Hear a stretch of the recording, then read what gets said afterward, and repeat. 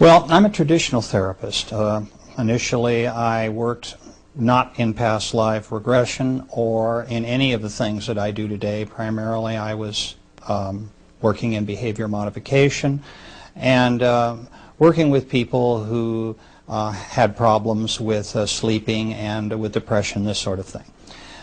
In time, people would come to me and ask, well, since you are working in hypnosis, is it possible that you could take me into a past life? And I was very imperious in those days. I said, no, I don't do those kinds of things. I'm terribly sorry, but I'm very traditional in my academic orientation, and you would have to go to somebody else for that kind of thing.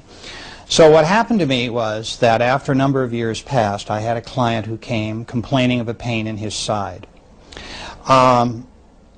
He told me that he'd been to many medical doctors, had x-rays, and was told that it was all psychosomatic. It was in his mind, and that if he just forgot about it, it would go away.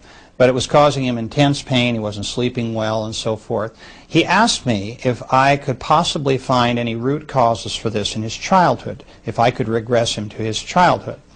So I did this, and we searched, and I looked through many of the early aspects of his childhood, and I could find him not falling on a sharp object or being involved with knives in any way or anything that would cause this very sharp pain in his side. So finally, in frustration, I said to this individual, who, by the way, went very deep very quickly in hypnosis, which is an important part of what I'm saying, because that to me is a key in reaching into the past life work that I now do and my interlife work. I said, go to the source of your pain. Tell me the first time it happened. And suddenly he was on the battlefields of France in World War I, in a British division at the Battle of the Somme, and was being bayoneted.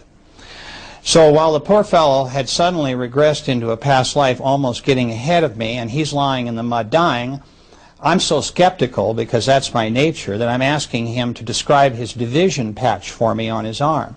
What battle is this, I asked. Where are we? Who are you fighting? Because I'm not satisfied that this is really happening to me. So he described all these things very accurately, and since I am an amateur historian, I knew he was accurate.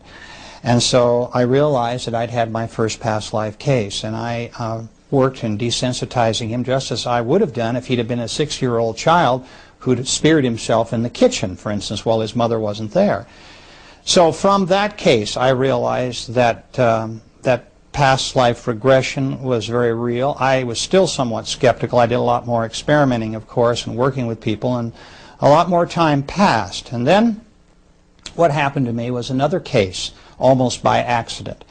A lady came to me who complained of loneliness and isolation in society, and she felt that she was not really a part of this world, that she just felt so disoriented with the life that she was living and the people that were around her, she was thinking of suicide.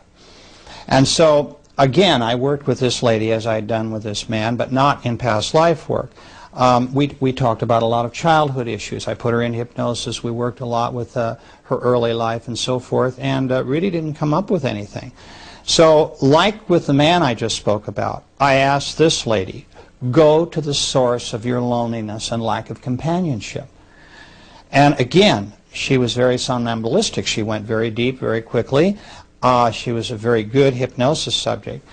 And she said, I see them all right now, my companions, they're here in front of me. And I thought, you know, what are we talking about here? Is this a bridge group? Who are these people? And she's staring at my office wall with a glazed look, and she sort of, her eyes are fluttering, and she's saying to me, no, these are my spiritual soulmates, and there are 8 of them, and she described who they are.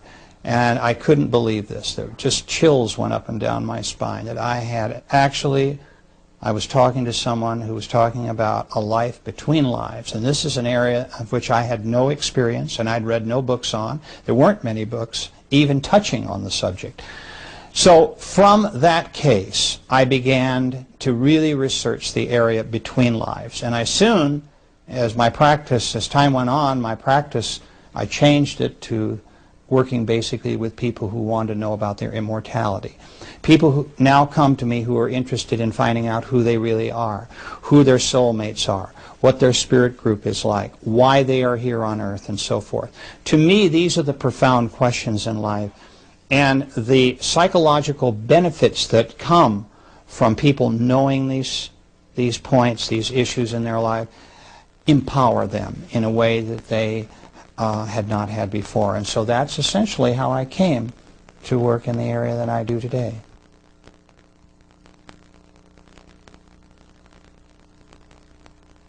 You've got two types of people: those that understand hypnosis and the power of hypnosis and realize that it's for real. The AMA, I might add, has accepted hypnosis as a medical tool since 1958, which is rather late considering how long it's been around. But the point I want to make is that people do not hallucinate in hypnosis. The conscious mind is not unconscious. It's very aware of what is going on around at all times around the subject.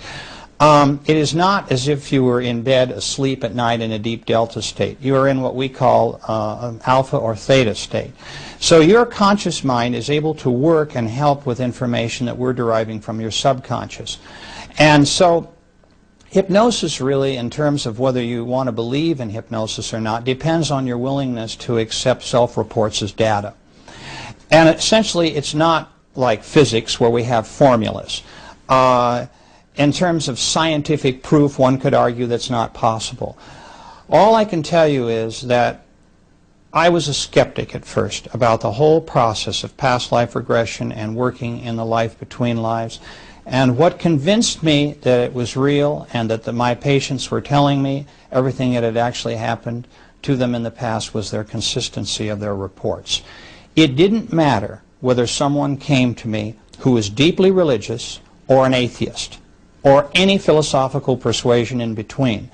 Once I had them in deep hypnosis, they all told me the same thing about the spirit world and about their life between lives.